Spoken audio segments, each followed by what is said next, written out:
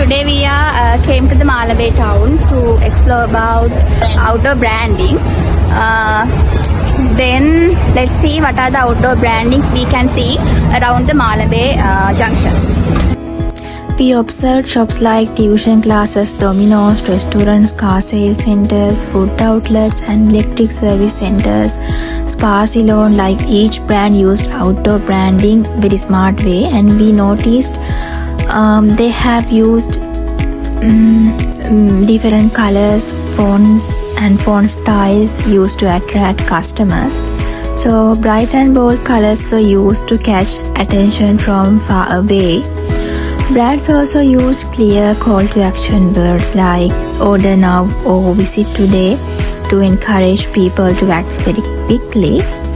So we also noticed psychological pricing, like pricing items at 999 instead of 1000 rupees to make customers feel they are paying less. So through this visit, we learned how outdoor branding use colors, fonts and pricing, and how these tips plays a big role in attracting customers and building a strong brand image. So these are the things we all learned from this visit.